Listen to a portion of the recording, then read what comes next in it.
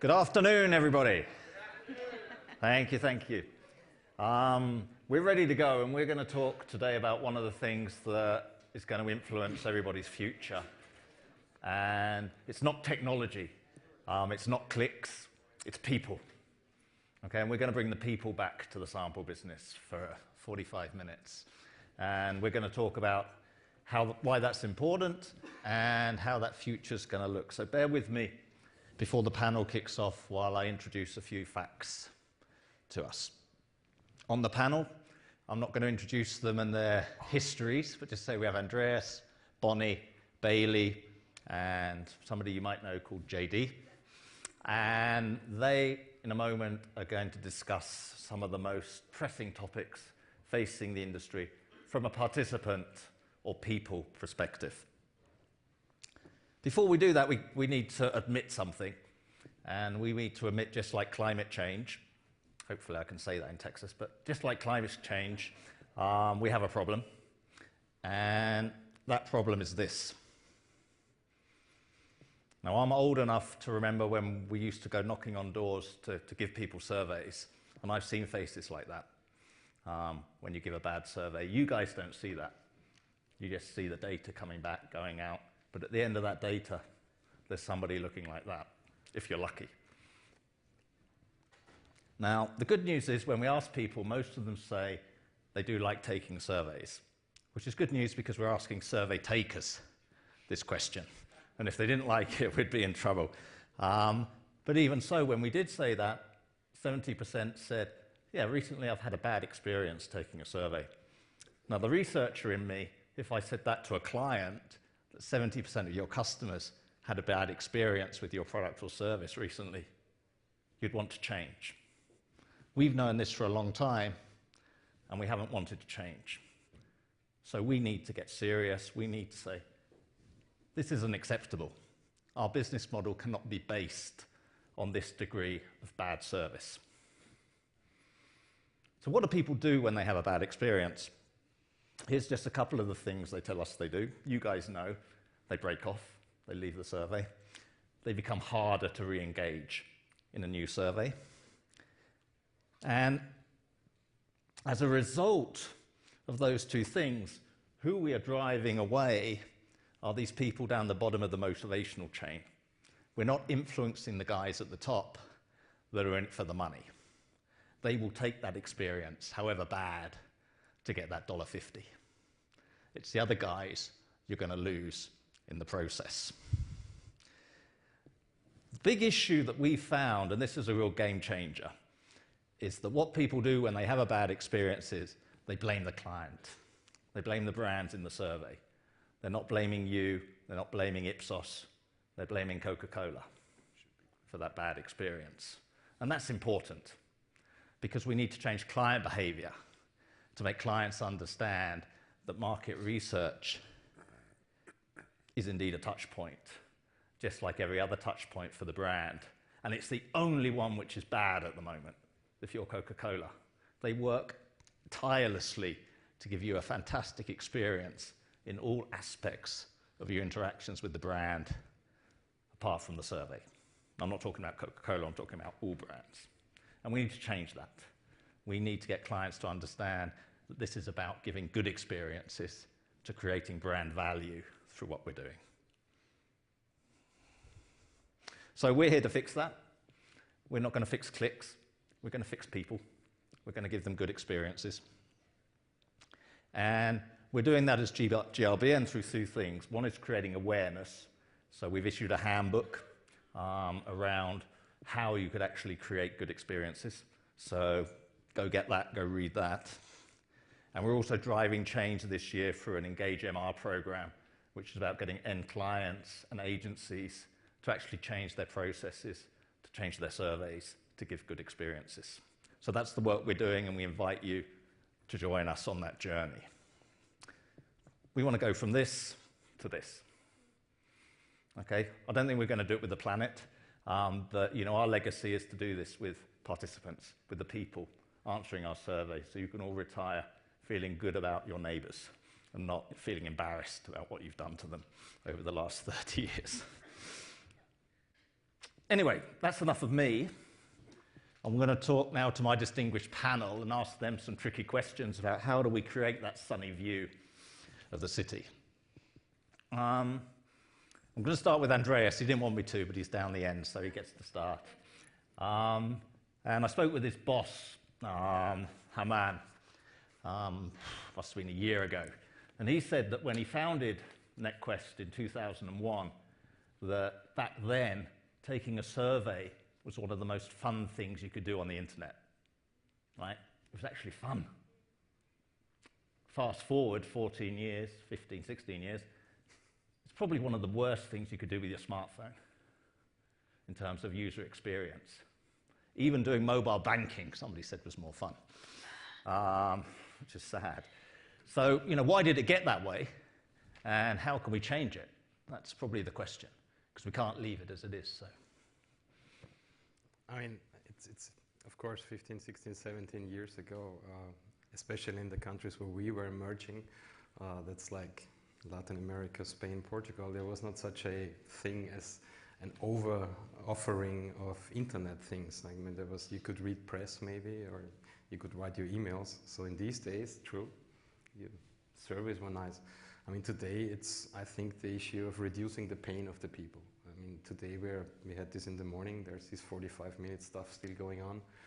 People are today connecting through smartphones. They just want to have an experience that they can quickly do things, and all these things we seem as an industry not yet have adopted. So reduce the pain and make it easier to answer, easier questions. Device agnostic, please. It's not yet done.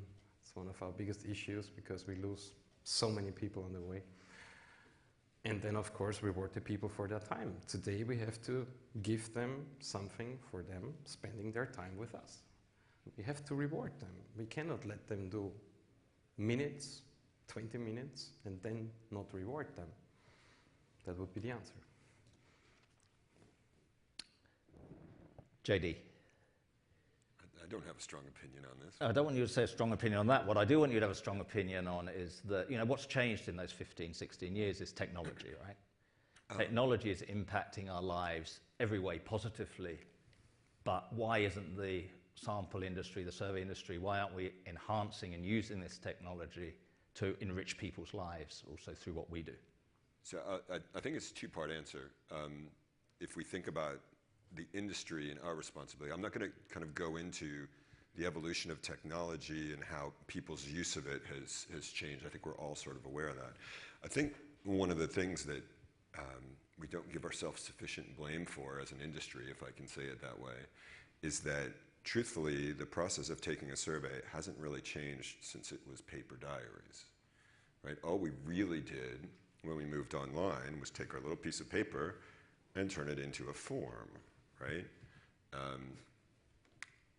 It's still sort of that way. I mean, we've got a lot more clever about how we put that on a phone. But that's one aspect of it. And I would say, and this goes for the researchers as well as the sample providers, we still have that expectation that people are going to be willing to do the things that we think they should be willing to do. And it's always funny for me when I think about the fact that most researchers, for sure, never really participated in a panel or in the modern survey research experience, because I think if they did, they'd be appalled by the experience that's there. Go through it, bounce around in a router for a while, right? Take those studies. There's no sort of need for research on research if you think about it, if you're really kind of participating and understanding what people are doing in a survey. I mean, it's a collective responsibility that we have, and I think it's sort of got that way and we've lost track of it. And maybe it's because we can go back to sort of the nostalgic days of paper diaries and doing those things, but those things have changed, and we as an industry have an obligation to do that as well. I mean, we can talk about a lot of the things that I think from a forward-looking point of view are pretty exciting about what the technology can do to help us with that engagement. But that recognition right now, I mean, it's all just a little bit hypocritical if we're sort of looking at ourselves in the mirror and going, this is an own goal. This is a self-inflicted wound in some way. I think, we've used technology to make processes more efficient instead of thinking about how can we use technology to make people's experiences better. No, not necessarily. Ooh, said Bonnie. Go for it, Bonnie. Yeah, no, I mean, I think there's a lot of, the whole sample landscape and supply chain for sample has really changed. That goes back to the very first question over the last, 15 to 20 years. And we know that, programmatic sampling is here to stay, and that's very much an efficiency model, and there are great things about it, and it matches supply and demand, and, you're able to, have transparency into various sources. So I think when we talk about technology, that is at top of mind in many, many cases. But I think there's other ways that technology is being used to really enhance the consumer experience. And just to give an example, at Active Measure, I was chatting with our CIO just to get a good understanding of some of the things that we are doing to drive, use technology to drive engagement. And one of the examples that he gave was that we're very closely monitoring as people take surveys and they're interacting with our panel website, their experience. So if we see that they're stumbling in a certain spot, they're able to see it, use technology and agile process, test a solution, put it in place very quickly, and it becomes a very frictionless, smooth experience for the panelists. So that's just one example. I think we don't talk about how the technology can be used to really, for things that we as sample providers, or owners, I should say, can control, because you've got to obviously own your asset to be able to do that. Okay. I think, let's go ahead, Pam. Oh, I was just going to say, I think you also need to look at how we're using technology and looking more forward beyond taking a survey, whether it be on your computer or on the phone. Like, even that is starting to become outdated. We need to be looking further forward to some of the, voice technology in-home, home assistants and that type of thing, and using the technology to really go to people and allow them to participate where they are, instead of we've continued to force them into our ecosphere, instead of kind of making ourselves more a portion of what they're doing in their everyday lives, and allowing them to take surveys maybe in snippets over time throughout the day, because they don't have time to sit down for 15 minutes and look at something. Like, we're competing against Instagram and visually immersive online games and all of these experiences that are so engaging for people, and then expecting them to come for a very small payout or reward, come and sit in front of a screen for 15 minutes and drone on about one particular topic that they may find interesting, or really they may, quite frankly, may not. I think Bonnie's point, though, is a really important one, because you're talking about sample companies taking responsibility for these things and using technology as a solution. And I mean, that's our approach as well. And when you think about it, it really makes a lot of sense, but it's not something that traditionally people have looked at sample companies as being responsible for. I mean, when I tell people, look, if we notice that your survey isn't really converting well, and we're going to start pulling things out of field, or at least halting sample to your project until we can solve that, and our machine's doing it automatically. So, I mean, people are like, well, why? And you can explain to them all sorts of reasons. And it may not even be questionnaire-based. Maybe because project managers don't have the time to go then close quotas and are still bombing people away at a closed survey. But I mean, I don't know how a sample company cannot take that responsibility these days. It just seems to me to be antithetical to the economics of the company and the health of a company to sit there and just pretend we can, point fingers at the questionnaire writers or any of that stuff, right? I mean, we have to take responsibility for what we can control. Yeah. Exactly. And if we don't, I mean, again, if we don't do that, we won't have a business. So I think that's really, we're in agreement, JD. Yeah. Good. Well, I'm going to stop you there before you disagree, because we're always in agreement. I want to change tack slightly Go here for it, to Dan. say that, JD mentioned the business issue. And I think one of my concerns is that, is participant engagement, are participants part of your metrics? Are you influencing the bonus of your CFO by treating people nicely or not? Okay, so that's the question first to you guys, and you guys are going to get to use your fact or crap cards in a minute. So think about that. But really, to the panelists at the moment, let's take your CFO. Okay, does his bonus this year depend on how nicely you treat participants? Yes? It's not directly tied to a bonus, no. No, but I have something to say when we come back. No, because you will be surprised. There is no bonus in first line net cost. Of course. We are a European company. All That right. explains a lot. Saddest thing I have They ever took the heard. bonuses away. Sorry, Anne. Interested just to the audience, and please, because we can't see very much up here, so please do your fact and cards. So put up a blue sort of card if you do currently have participant engagement as a metric that would impact your CFO's bonus. Yeah. There's a few.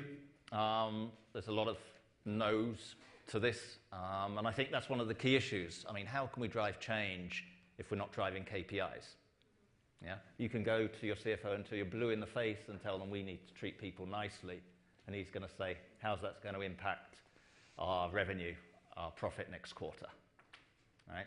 And until you can change that metric that he's asking you a different question of saying, the surveys we pumped through last month, how are they impacting participant engagement? How are they impacting retention in the panel? Then you're going to get to a different conversation. But I think the interesting point about that is, it's really a question of how do you measure the experience, right? What are the metrics you're going to use? Because we do it in a number of different ways. You can use field metrics, you can use respondent ratings of studies and things like that. But if you really want it to truly impact a bonus, I mean, for us, there's a direct line to the economics, things like conversion rates, what we're paying our suppliers, what we're paying, the CPIs we're getting, and things like that, and our margin. I mean, it has to get built in to that way. Otherwise, it's like, when everybody makes their balanced scorecards and they put employee goals, and yet, when they fail on their employee surveys, people still get bonuses. I mean, it just becomes talk at some level. I mean, it's the lifeblood for us. So, we're a small company, and everybody's so tied in. We're built around consumer engagement, so there's a direct link to to the financials and the value proposition of our organization. But I think it's different if you work for a larger organization and people may be farther removed, and that could be, I'm not recommending it, I'm just saying that could be a different situation where, people are removed and they're not as aware. But certainly I think for the, as JD was saying, we don't need to have that compensation because it's happening. I think as a bigger issue, I mean, there's always the margins, Right. obviously, but I mean, if we're thinking about the big volumes and the big issues, I think that it would be beneficial for more companies to think, at least, how can they tie that into their metric, I mean, that treating somebody nice actually has value. The experience doesn't stop actually at the survey. That's one of the keys here. What we think, I mean, there is a huge set of KPIs, but it doesn't only meter what's happening inside the surveys and how we treat the people inside the 15 minutes they're doing something. I mean, we think that the most important are all the other touch points, which are the ones that we can influence, others we can't. So all that stuff of how can you redeem the points, how do you get into the panel, how do you, what is the offering of cool things that you can do as a prize, because we really try not to use monetary rewards.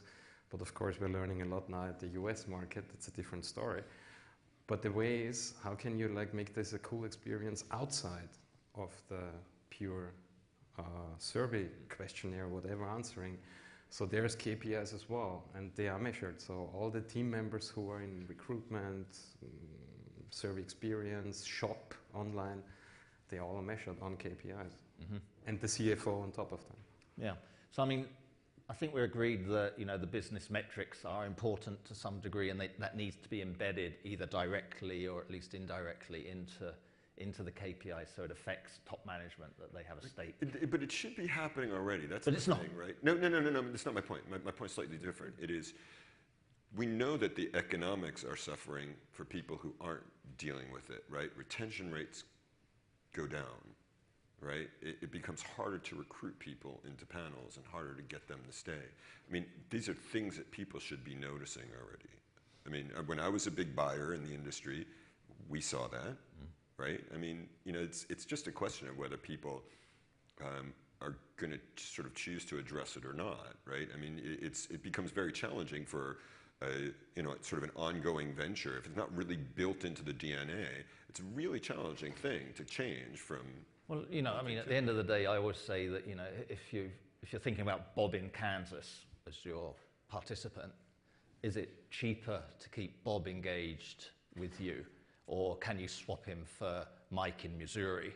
And if that's cheaper and more economical to do that, we're not going to solve this problem. If churn is the answer, there's enough of a pool and we can swim down and we can still find Bob's replacement cheaper than we can to be nice to Bob, then we're going to struggle to solve this. But you're saying that there is a group that actually say, well, we want to focus on Bob and retain Bob, and that's economically makes sense for us. I mean, it's hard to argue with the economics of it, right? I mean, you can continue to pay people, right, and pay the cost of a new recruit, but if you can keep somebody around. Okay. I think it's an economic argument. The question to the panel is there also an ethical argument here, just like with climate change? Or should we give up on the ethical argument and say that this isn't ethics, this is just economics? Or should we actually try and push to the industry an ethical argument that, hey, we have a responsibility to be nice to people. We need to be ethical as an industry, or has that gone out the window? Or am I too blue-eyed? So, I think it absolutely comes down to the economics and proving that the economics work and that this is what financially makes the most sense and makes this viable for the long term.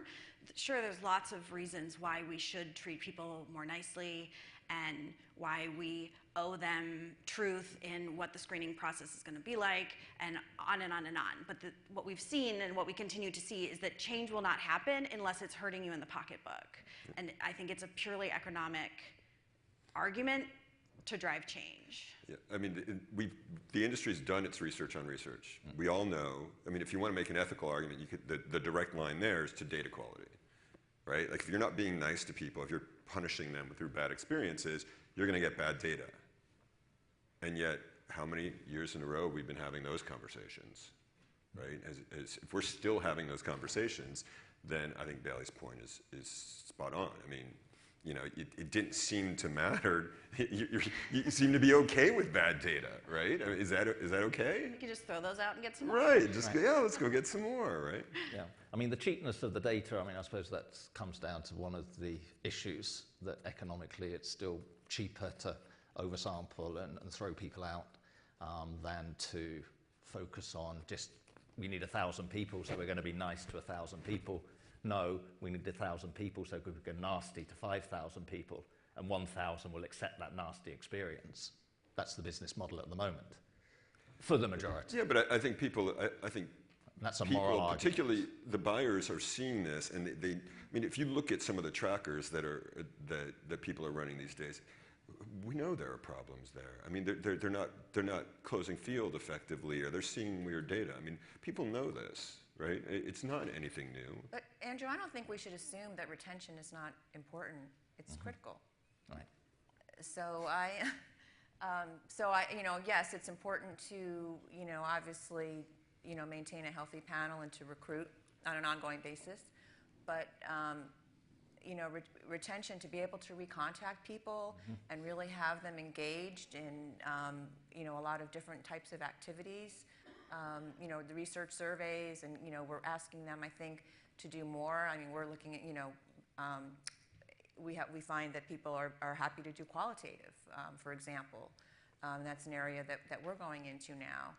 So I don't think we should just say that it's just, the economics are all broken. there is cost compression and cost pressure, and I think that drives, a lot of what we're dealing with. And I know we'll talk about, the incentives issue.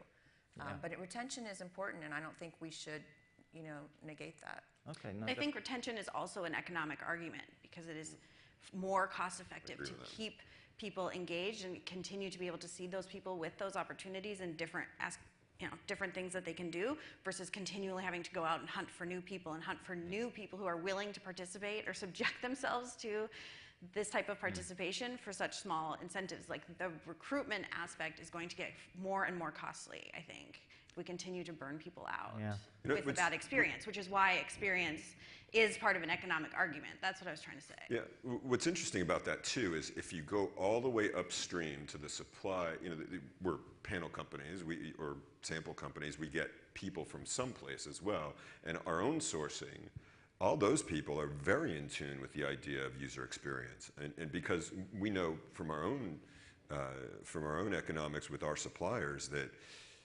when we have a smooth experience, more people convert. The higher the conversion rate, the greater they get paid as well. I mean, it's completely the upper end of the funnel is a very easy place to have a conversation about that. It's end up being the sort of at the point where we start to put people into surveys where it's like then that's sort of where it drops off, isn't it? Yeah. But I mean, the APIs have had an effect. Right. So, do you want me to stop? Yeah, let's go back to the question of ethics. I'm still keen You're on letting ethics. JP talk. As you could imagine, I'll be quiet. I'm keen on ethics. And let's go back to that Coca-Cola question of saying that you're impacting Coca-Cola's brand by what we're doing. Okay, we're having a negative or a positive effect on that. Now, I've come across a number of experiences where we're telling the participant that it's a 15-minute survey, okay, and we're going to pay you for a 15-minute survey. Fair enough. Now, from the participant's perspective, this has turned into a 45-minute experience because of the routing that he's had to go through or she's had to go through to get to this survey. Okay, so she's been pushed around from quota full to complete to whatever different excuses for half an hour before they actually get to take this Coke's 15-minute survey. Okay, now, but from this participant's perspective, he's still thinking, I'm getting paid 15 minutes, even if I'm using 45 minutes of my time. And I'm going to blame Coke for that. Okay, I'm not blaming you guys. I'm blaming Coke for lying to me, for telling me I'm going to spend 15 minutes of my time helping Coke, and I've had to spend 45 minutes doing it. Worse than that, 30 of those minutes I was telling you my age and my sex 12 times. When did that become a good experience? When did that become ethical for us as an industry to inflict that on people and as a result negatively impact our clients that we're trying to help? That becomes an ethical argument. I think you can just continue with what you were saying before about APIs. I mean, the experience You don't do that. I know, but that happens in the world, yeah. Yeah, I mean, and why? You're right. I mean, so if you look at a typical experience, when there is an API integration, if you're just trying to get 1,000 completes and it's 100% incidence, you'll have 5,000 people come in quickly, and 4,000 people will get terminated. So you've got a whopping 80% that didn't get into the survey. And the 1,000 that did have learned that I have to answer quickly if I want to get paid. It's a race to the end. It's a race to get that incentive. And then we complain that they didn't answer that open-ended question very well at question 87. But the automation... and we think they're bad people. And we've trained them like animals to do this. It's like, if you go through that maze enough times, you'd go where the electric shocks aren't. And that can't be fair. But some of that is just bad implementation of some of the automation as well, right? I mean, we've only gone so far. For the most part, the industry's only gone so far in terms of its adoption of good automation techniques. I mean, there's all sorts of monitoring stuff that's still done manually. There's deeper API integrations, particularly ones that are connected to quotas and things like that. I mean, that solves a huge part of the problem. And when you can use a machine to optimize the likelihood of somebody having a successful experience. I mean, we do that, and we don't bounce them around. We give them the survey that they're likely to do. And I think that automation, I mean, all of our companies are sort of, working in that respect to try to do that. I mean, it sort of becomes this question of which provider, I mean, are you going to use to do that? I mean, I think the question is, we're driving the clients to change behavior, right? That's our job, is to tell clients and educate clients to change behavior. The worst case scenario for me is that they change that behavior, but the behavior doesn't change at the sample company's side. That 15 minutes is still a 45-minute experience. And Coca-Cola is not going to be very happy to know that we've just reduced their 45-minute tracker to 15 minutes so that you can ask them for 30 minutes what age they are. That's not the solution Coke were looking for. I'm not offering them that solution. Not the solution any of us are looking for. I think we all understand, no. No, not going to do it. But how do we eradicate that? Do we just get the technology has to get better? Patrick's standards, are they the solution? I mean, data mapping is only one of the challenges in automation. You don't necessarily, I mean, standards help, right? But I mean, it just becomes a commitment of companies, and we're technology companies here for the most part. I mean, you can decide as a company to do it or not, and it's the education that frankly we all should be doing now is not berating people about their mobile surveys, because it's not something that's in our control. We know what we can control, though, and we have a responsibility in our companies and to our clients to produce better data out of that. I think that's everybody here on this stage works for companies that are committed to doing that. Yeah, but it's also a trust issue. I mean, to give concrete examples for what is just said with this age question. I mean, in practice, this half an hour can really happen even if there's no real survey passing. If, for example, in our countries in LATAM, you might know that there is this kind of social economic level targeting questionnaire in some countries that takes 24 questions. That's like 5 minutes in Mexico. And the big issue in the market, I think, and technology doesn't seem to want to solve it, is the fact that nobody trusts from us that we have gone the panelists like every 3 months through that. So we have that information of everybody, but still our clients are not stopping implementing it into their surveys, and they just don't trust us that we could inject that. So what happens if these people are then going through systems? They get that screener 4 times in a row. 4 times the Mexican screening. How many flooring do you have? How many light bulbs do you have? Mm-hmm. Yeah. That's the practical. It happens. Okay. So it's a trust. So I think the conclusion I get from you guys, it's number one, it's an economic argument, but there are also room for an ethical argument which has economic implications. Yes, I think there's an ethical argument which seems to be falling on deaf ears. So I think it's on us to make it an economical argument and prove that the economics are the reason why we have to force change. We're going to come back to that, he said with a smile.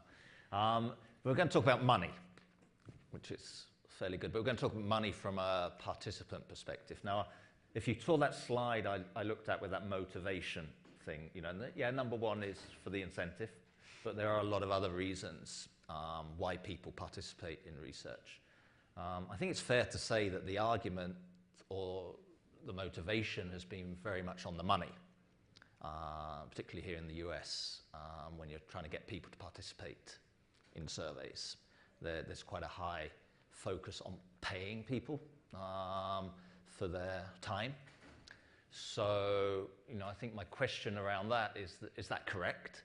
Or should it really be, as it was intended in the beginning, as an incentive, as a thank you, a plus, as it were, but not the core of it, but it's now become the core. And are we sort of stuck there, or can we get out of that?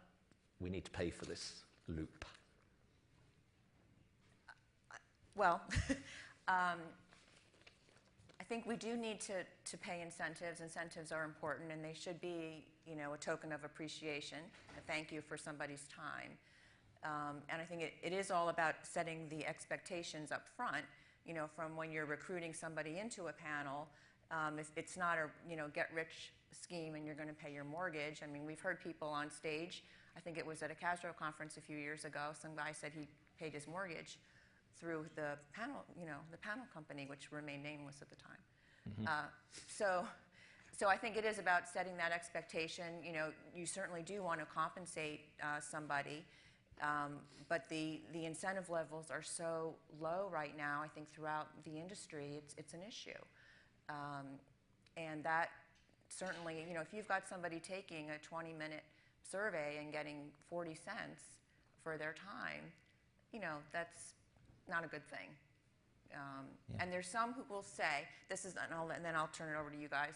There are some who will say, oh, it doesn't matter if I get paid or not. I really, truly want to give my opinion. But, you know, they'll say that, and that's a self-reported attitude. So when they become very, very busy and, you know, they're slammed with all kinds of things and they want to look at their social, you know, their social media and Facebook, you know, that incentive, you know, might make the difference in terms of whether they do participate. So I believe in the incentive model and that it is broken in many cases today. Yeah. We believe in the incentive model one step ahead. I think we really should reward at least a little bit, some points, some cents. I don't know how you do it, but we incentive the filter routes and the quota falls. Yeah. We do it. I mean, We do and I think we should. Everybody should. Yeah, we do too. All right. We should. Yeah. I mean, they are sent then into some profiling questionnaire. So we use their time. We say, okay, you just started your life with us. You're questioning, so you get some more questions. That's for us, profiling information, but you get some points. You have invested time. And the machines can figure that out. I mean, those are just actuarial models where you can identify who your best respondents are, and you make sure that the people who are completing revenue surveys also get paid for, you know, their profilers and things like that. I mean, our perspective on it is very much around, we may not be sure what the incentive is that somebody's being paid, but we know exactly whether they're going to complete the survey and what their ratings of the survey are and things like that. I mean, we have a distinct ability to measure that respondent experience, and if it's a derisory amount and people are dropping out, then our system will stop the flow of sample to the study and raise an alert with the client rep, and the client rep will go on the phone with or speak to the client and be like, look, this thing is converting like crap, and we're not going to start dumping panelists into the trash can. Mm-hmm. Yeah, I mean, it's one of the, you know, we look at a lot of feedback we get from participants about what they hate, and definitely that feeling of being cheated is one of their key peeves. If they feel they've got to minute 14 in the survey and all of a sudden it crashes, or it's just told quota full or whatever, and thank you very much, but you're not going to get paid an incentive this time, you know, that hurts. But it's, you know, we do the same. I mean, at Active Measure, we also pay, you know, for people who will screen out or, you know, when they take their profilers. But it is, you know, it is expensive, and it does need to be, you know, I think that again, it's an economic model. So the more that we are, you know, bottom feeding and, you know, things that are happening in the industry in terms of, there's just so much discussion about, you know, there's another coalition that we're participating on, you know, for online sample quality. And there's all the discussion about all the things that we all should be doing, that we agree, and many of which we are doing. But then, you know, there's got to be a better way of paying for it. Right. Yeah, I mean, at the end of the day, you know, there was a survey, I think, in France by Orange Telecoms company about how much people value their data. And they basically, I think, were putting sort of a value on 164 euros, about $200 on their data. So if they're going to actually tell you their profile, they want $200, then it's a fair exchange, right? So paying them 40 cents, no matter how many times you do that, is not a fair exchange from their perspective. So, you know, the type of person who would consider $2 an hour to be a fair wage for their time is probably not the type of people the client wants informing their marketing decisions only. Okay, yeah, part of those people. It's hard to, I mean, one of the difficult parts about it, I mean, I think we all agree on a lot of things about respondent experience. I think what's always quite interesting, though, is that if we make it a two-way discussion, then it could be forever until our client companies make changes, right? I mean, I think there's a lot that individually as companies, it's just got to the point where if you're not dealing with it effectively for yourself, I mean, yeah, it's great. Yeah, absolutely. We need to incent people properly. We're not going to go out and tell people how much they need to incent people, but we're going to keep an eye on the conversion rates in our system. And if it looks like people are bailing out of these studies, then we're just going to stop. We'll stop putting sample to them, and we'll speak to the client and be like, look, you have to improve this, and here's why, and you're going to get bad data. And those end up being, to be perfectly honest, they sound sort of scary as a conversation, but clients actually appreciate that, and it really spares their blushes when you think about the implications of a study that's not converting, the bottom drops out of incidence or anything like that. And when are they going to find out? They typically find out very late in the game.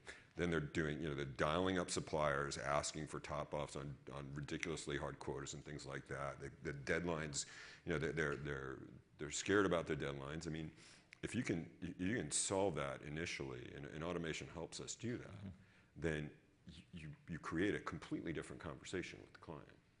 Okay.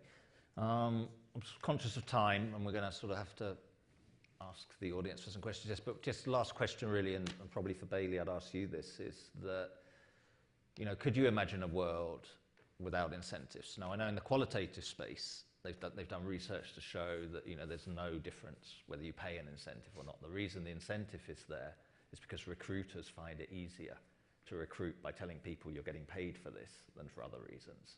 But in terms of the motivation, there's no difference for it. In the online world, is that the same? Is this something driven by the fact that it's easier for you guys to recruit people by saying you're going to get paid for this than for the other arguments for why this could be something to do? Yeah, so we had an interesting experience with this actually starting our company, because when we began Research for Good, respondents did not receive a personal incentive. And we got really vigorous support from a lot of people who said, this is great, I'm going to participate, and the incentive that I earn is a donation to charity. And in actual fact, kind of in the self-reporting stance that you were saying earlier, in actual fact, yes, you can tap into a small, vehement portion of the population who, in our society, in our example, wanted to donate to charity. In other examples, like they liked the experience. But the reality is that if you took all the survey open quotas available right now, there's not enough supply to fill all of them. So you will never, you can't, while it's great to say, yes, I'd love an experience where the respondent loves it so much that they would just participate for no incentive, that should be our goal. But the reality is that to get those people in the door and give them that great experience, we've made our own bed. We have to lay in it. Like we've taught them that they'll get something for it, and I think they should. Like we're taking up some of their time, but that needs to be combined with a great experience that they, at the end of the day, say, I feel valued. I got to give my opinion. That was a good experience too. I think that's a perfect sentence to end that part on. I'll really open it up to the audience for questions at this point. Can you shout?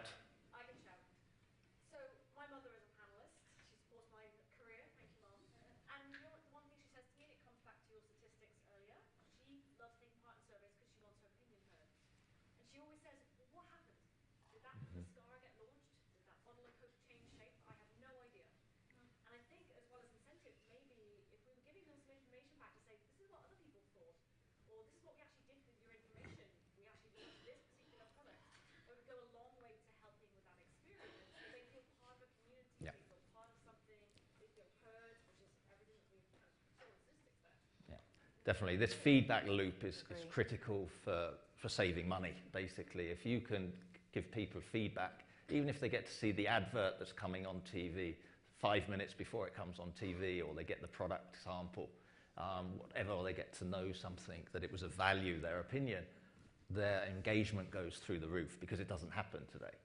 So 110% do that. Any more questions, comments? can we make this change? I mean, that's the question to you guys. Or are we just going to sit here next year and say the same things and it's going to be the same? Most likely, yes. Why is that? Everybody's driven prices down to nothing. I mean, how many people here are going to do a survey for 40 cents? I'm going to spend 20 minutes answering about the bottle of milk instead of playing with my son and you give me 40 cents. I mean, everybody keeps driving the prices down and driving the prices down. And like you said, you get a bunch of people. Is this really the population? Right. So I mean, the question becomes to the industry, who's going to say no to the money? We do. You know, we've got some brave people up here who say they say no to the money. So I got Tragedy. $500,000 in my pocket, and I want you to do a tracker for me, which is 45 minutes. And you've got to do it on mobile, because I love mobile. And it's just grids the whole way. $500,000. Going to take it? Matt? Matt said no. We just turned something down that was significant. Yeah. So, you know, at some point you have to really, you know, take a stand. You haven't. The question becomes, not have be we got to that short-sighted. point yet? Right, because it does. I mean, it goes back to, you know, protecting your asset. So, you know, otherwise you are going to be just doing a churn and burn model, and it's going to run out and catch up with you. Yeah. I think it becomes a real point of competitive advantage. And I think it's like happening now. I mean, when you look, when the rest of the industry is moaning about, we have to do something about panel or sample. I mean, like, is there any choice? It has to get to the stage where Coca-Cola, sorry Coca-Cola again if you're in the room, but where Coca-Cola goes to you and says, I'm going to use you and I'm going to pay you 10% more than the other guy because you're getting me good quality data. Sure. If that's the conversation, then we've got the question solved. But if they're saying, I'm going to you because you're 10% cheaper and I don't care that your data's worse, then we're in trouble. Going back to your point, it won't change unless the money changes. Yeah? I mean, do you actually actively? I loved the comment in the morning of Mark from Focus Vision, I think was it. Do you measure your providers? Do you collect information on the performance of your different providers in terms of quality? And do you give them a penalty if they're bad? Yeah. Enough said. Yeah.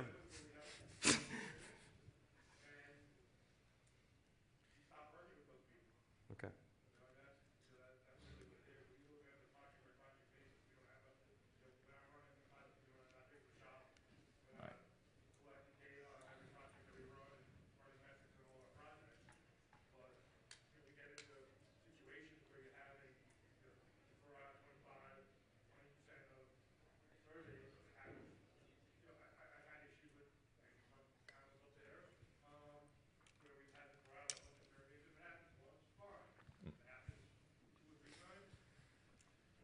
Okay.